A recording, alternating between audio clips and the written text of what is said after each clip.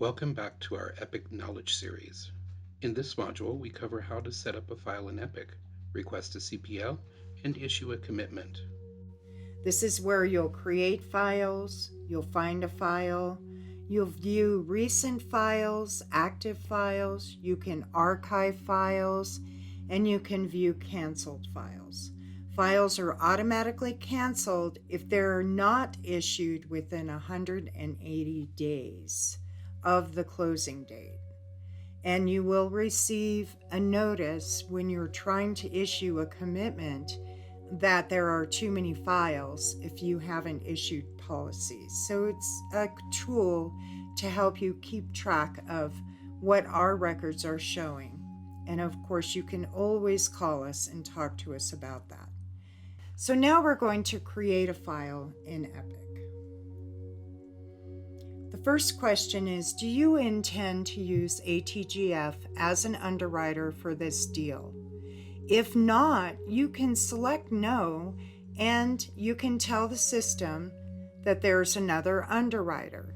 You can use Epic for another underwriter. The only thing that will not generate is, of course, the jacket, and you'll have to manually input the fees for that underwriter. There is a $10 fee for each file in which we are not the underwriter. This defaults to yes, we are the underwriter, so we'll proceed. The next question is if this transaction is an arm's length transaction. Is anyone in your office, or you, the buyer, the seller, the borrower? If you are, you would select yes. It is our procedure that if you or anyone in your office is affiliated with a transaction, that we will need to have a copy of the search and all of the documents. And then once you close, the disbursement file and all of those documents, so we can set up a file. If you need us to sign the commitment or the policy on your behalf, because we've reviewed the file and approved it, then we will sign that for you. So I am going to say no, we are not affiliated with anybody in this transaction. And if we are and you issue a commitment, it will go to manual review. Now I can begin to set up the file. I will issue a name, and if I've already set it up to give me a file number automatically, it will then give me a file number. I usually make the name and the file number the same. Then I select what type of transaction.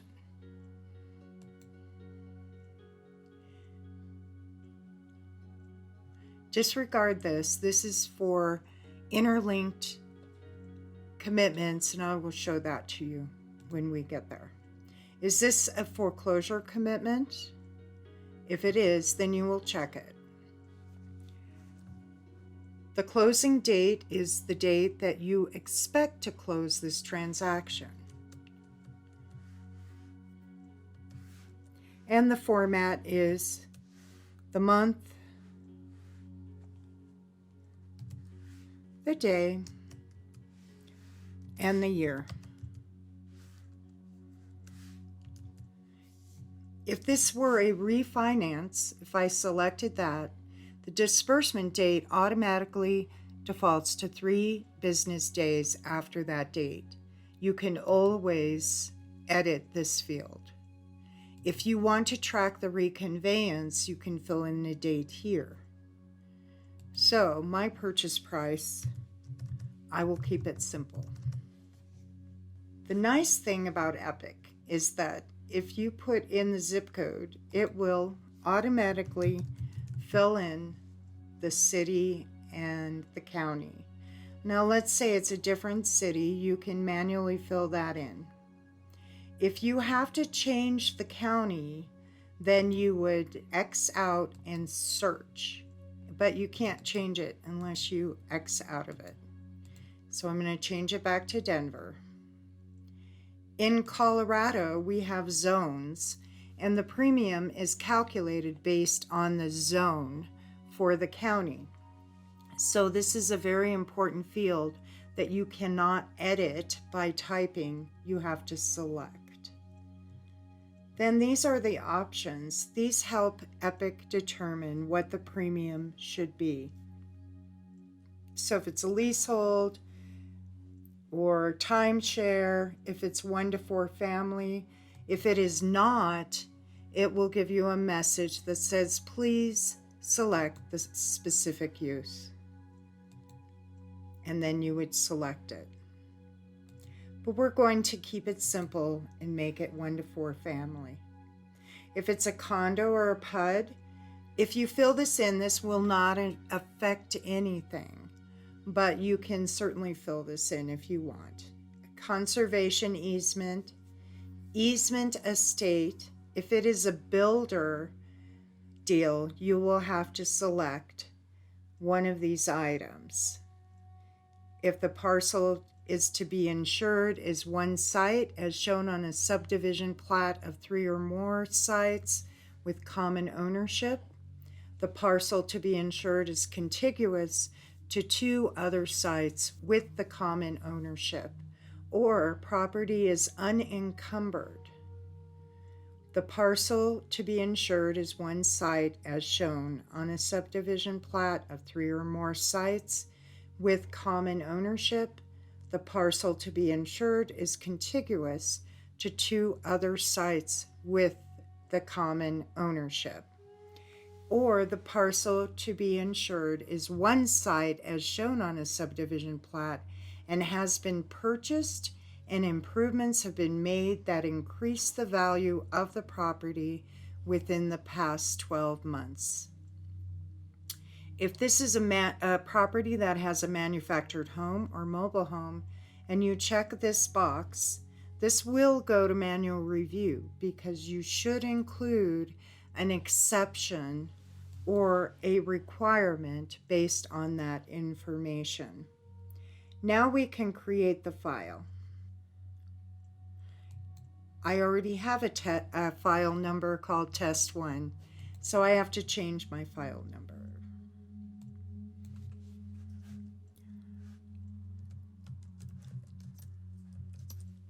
I'm going to make it way out there, so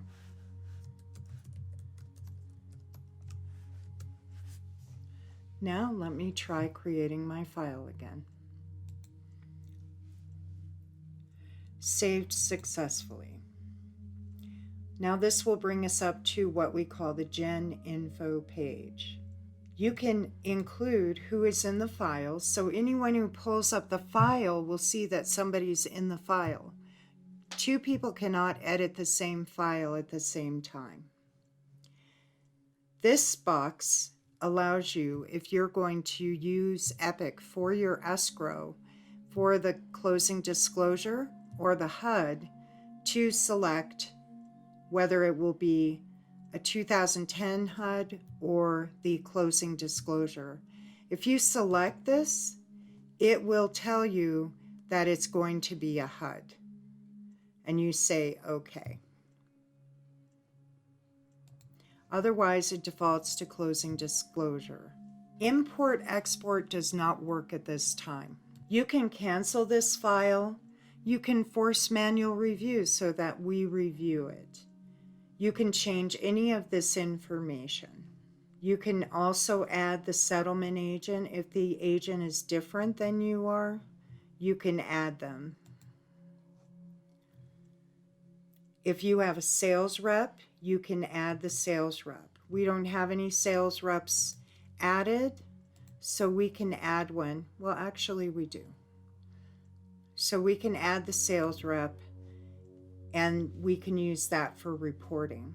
If you have an entity that is the purchaser, you would select legal entity and fill in that information.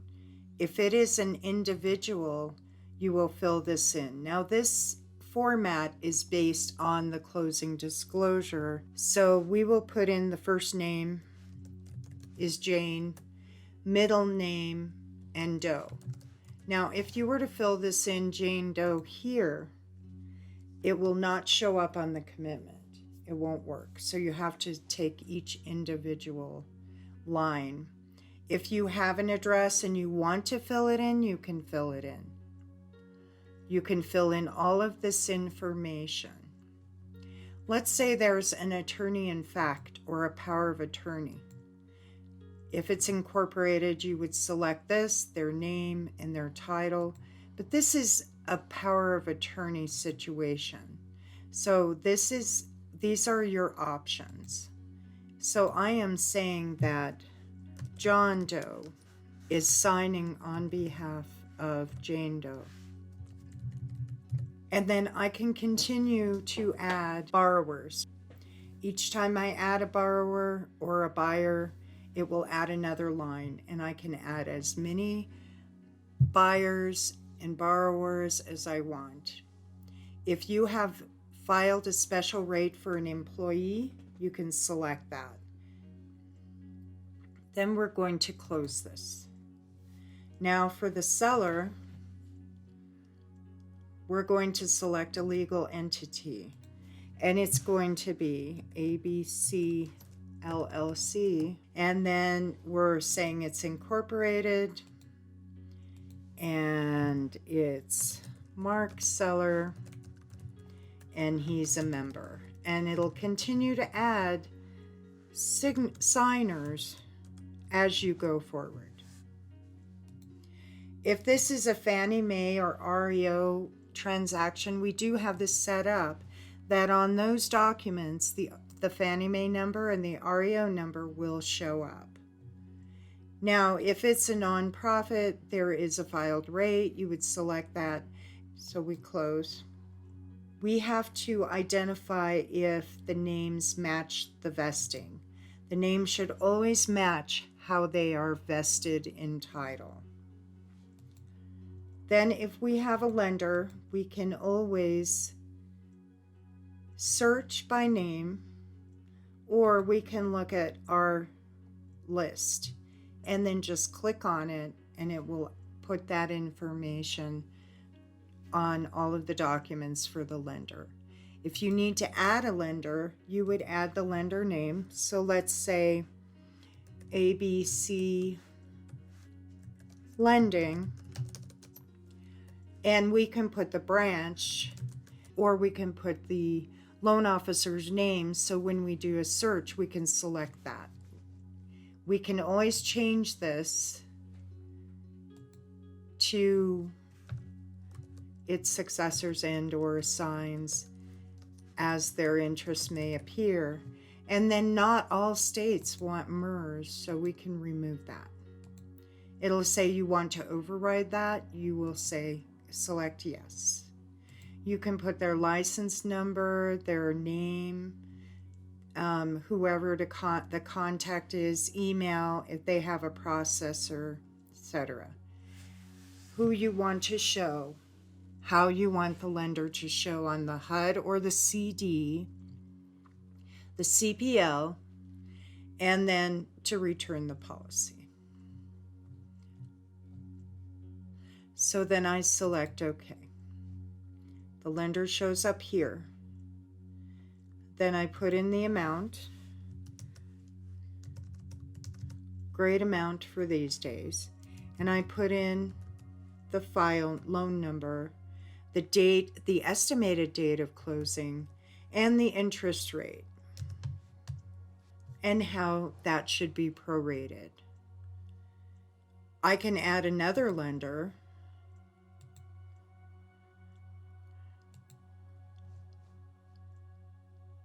and I selected one that is already in existence, and then just I'm making up a number, and then this one is 15%.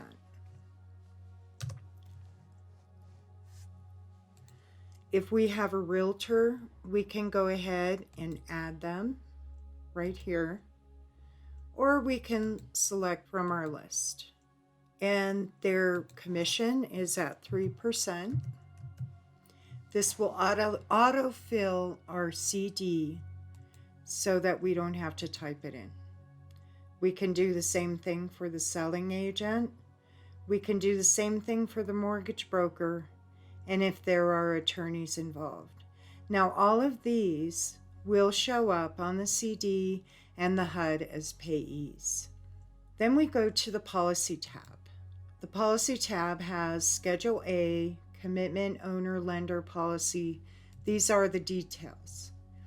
The commitment date, of course, is the certified date with the county. And then, is this a cash deal? Obviously not. If it is a hold open, you would select yes. What kind of hold open? The system will automatically calculate adding the 10% which you hold until the second half occurs. Is this a grantee of a confirmation deed, sheriff's deed, or deed in lieu of foreclosure? You would select that. Purchaser from a grantee of a confirmation deed, sheriff's deed, or deed in lieu of foreclosure, you would select that. We have in our profile that our certificate of taxes is $25. It automatically filled that. If we need to remove that, we can always edit that. If we have additional charges, for example, if there's more than one parcel, you can charge $50 additional for each parcel you search. You can put that in here. Now, this will go to manual review because that is the only case, usually, that you can use this section. So we just need to review it. And then if you were to fill that in, you would fill it in. Who's paying for that? So in this case, we're issuing an owner's policy. And if we weren't going to issue the owner's policy, we would just state not insured, and it wouldn't include a premium. It is a standard policy, and this is all we have in Colorado. So there are more choices in different states, like a homeowner's policy or extended. The policy date will be filled in when you're ready to issue the policy for the date of the recording of the warranty deed, or whatever your vesting document is. This is the policy amount. Now, if you have a different policy amount that you're insuring than the sales price, you would fill this in here. If it's a TBD, you can fill this in.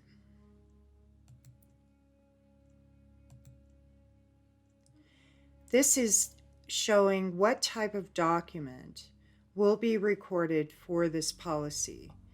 Was it a warranty deed, special warranty deed, or any of these that apply? But let's just say that it's a warranty deed.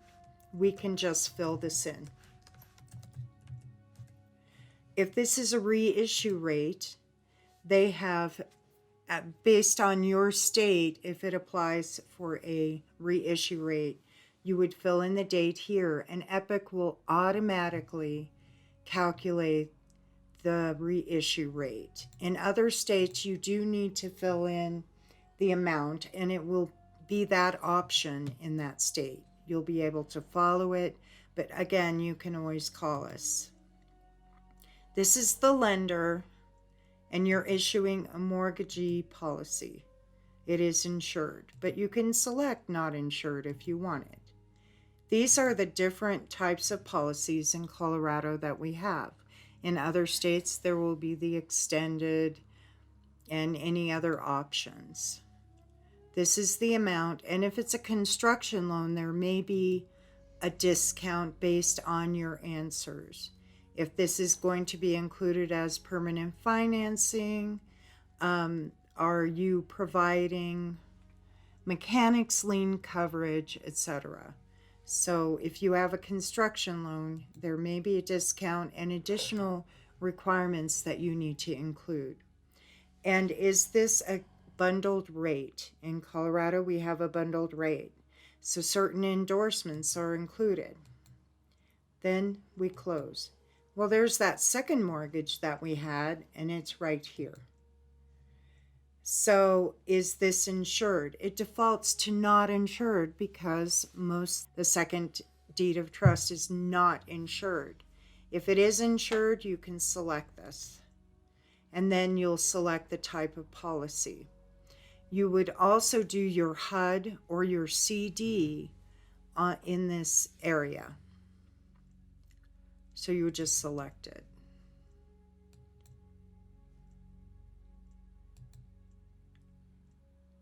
And it'll bring up that document. So in this case, it is a HUD. It adds the premium, the amount of the loan, and we will go through the escrow module later.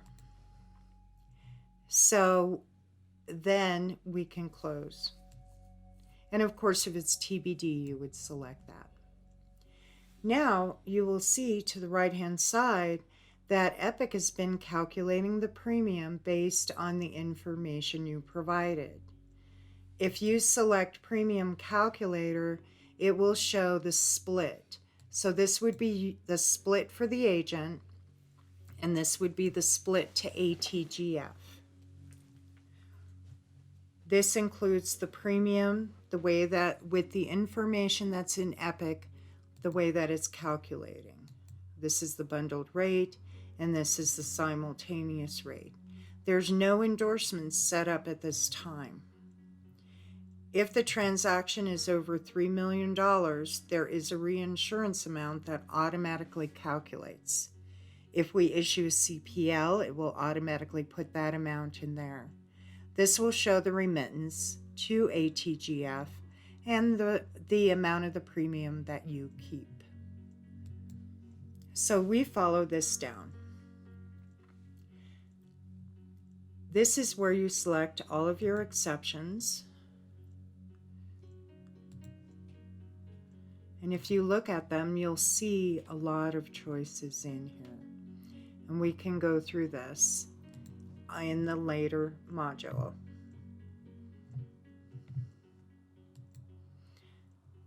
Once you have all of your exceptions and your requirements in and your endorsements, you can also select Marketplace, and we will go through that training as well in a different module. We also have the feature called Quick Type, in which you can cut and paste all of your exceptions, and it will save them in this format, and you just pull your subdivision, and you can add as many as you want.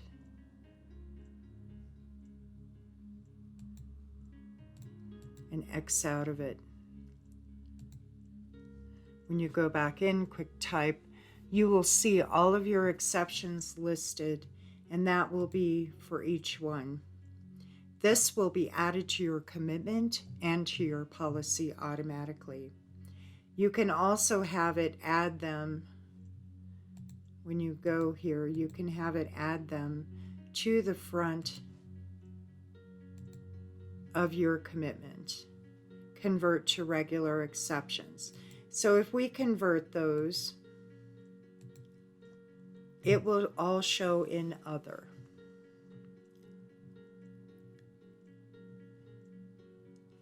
You will see that all of the exceptions are listed.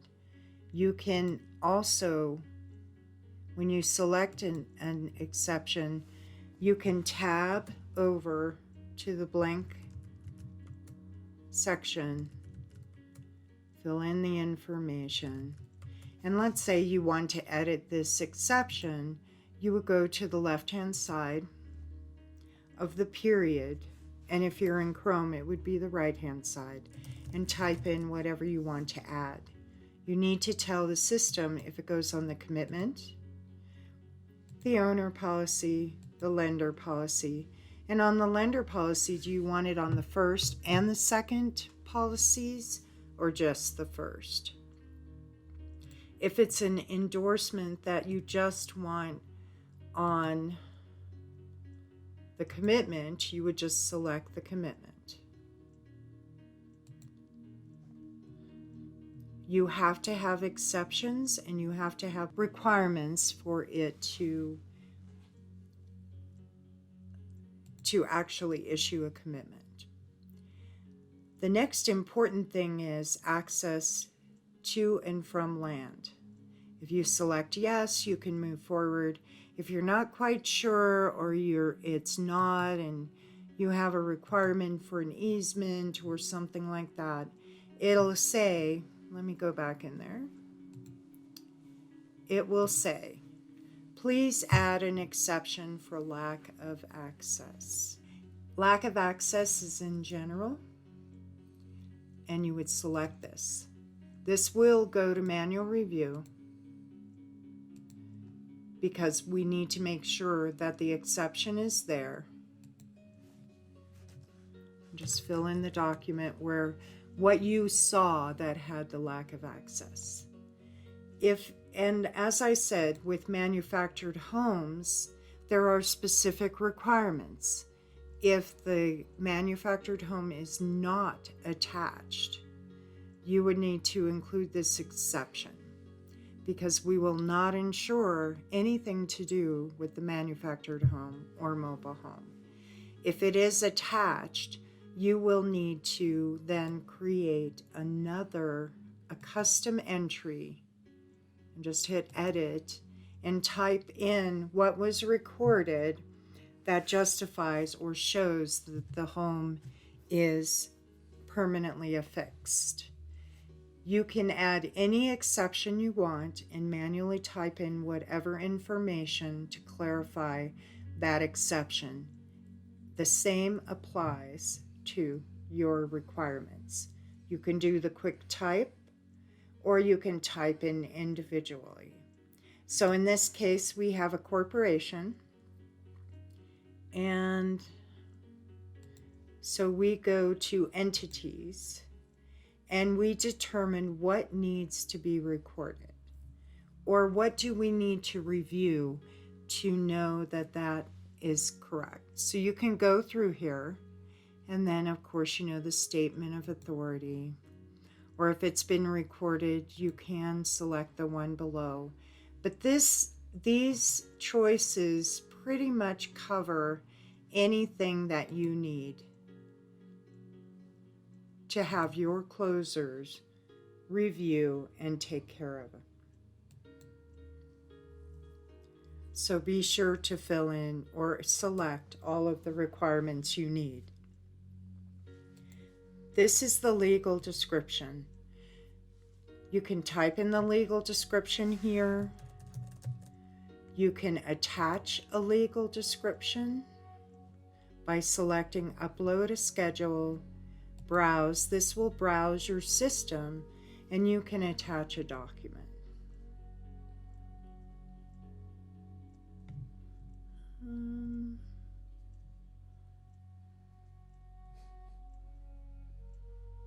I'm just going to attach a document. Okay, so I double click. It attaches it here. I want to upload it. Then my legal description will say, see following page, and I can view it and or delete it, whatever I want to do. Whatever document I attached. All of your endorsements are here.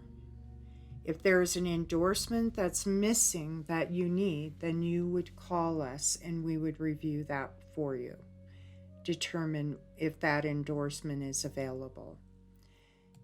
This will list all of the endorsements. These are the general endorsements.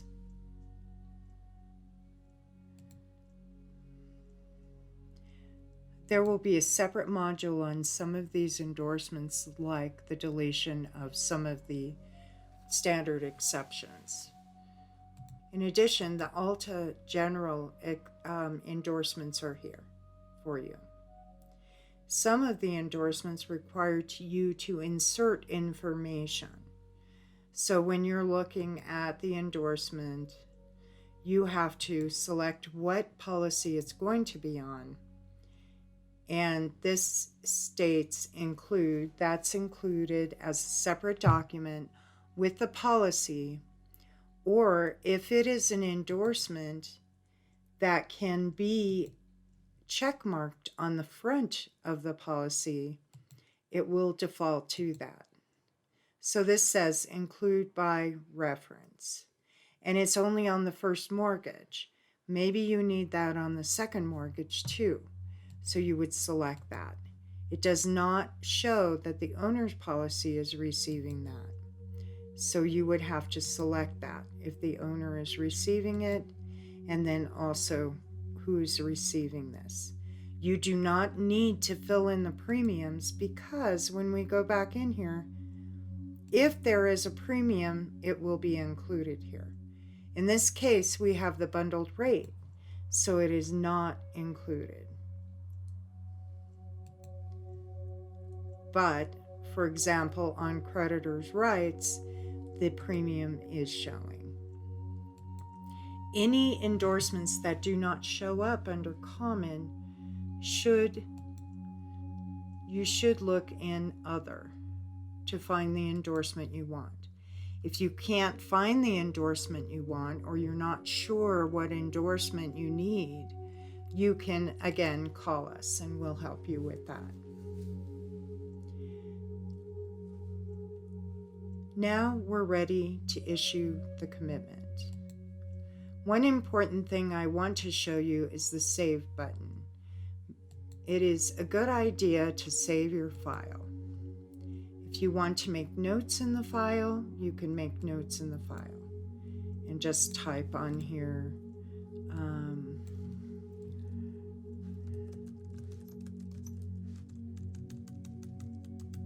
whatever that note is going to be. So here's the note. You can't see it until you highlight it. If I want it to show, I can select this. So I right click and then have it show. So anyone who opens the file will see this note on the policy tab. Now I'm ready to issue the commitment. I can preview the commitment and I can issue the commitment. So this is what the commitment will look like.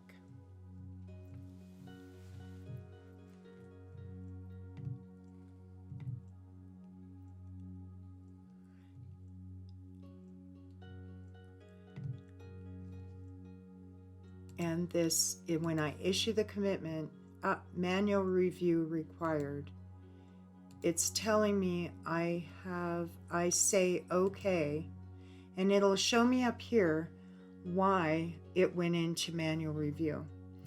I really don't want creditors' rights, so I'll go ahead and delete this. And now, when I issue my commitment, so now I have the right of access. Okay, well,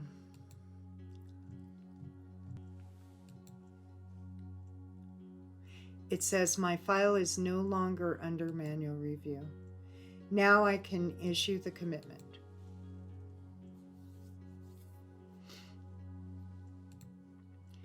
I can view the commitment.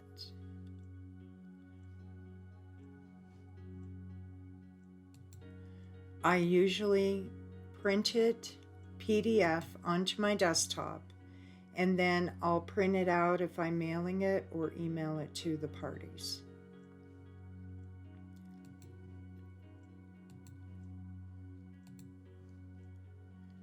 Now I have a lender, so I need to issue a CPL. All I do is select the CPL. That's all I do.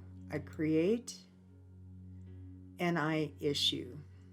Now I don't have an address for the lender, so it's going to tell me I have to enter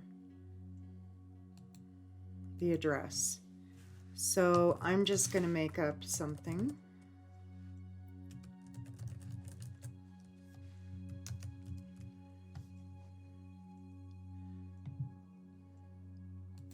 I want it to override. If I want to remove an override, if I right click on this, this will give me options and I can remove the override and it will put the field back where it was.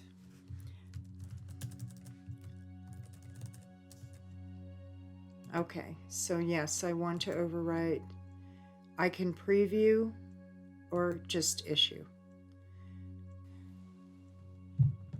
These particular CPLs went into manual review. You'll see here it says issue under manual review. That usually happens when you have a settlement agent who is not your agency. So you would need to call us or email us. We do check this as often as we can to get these approved.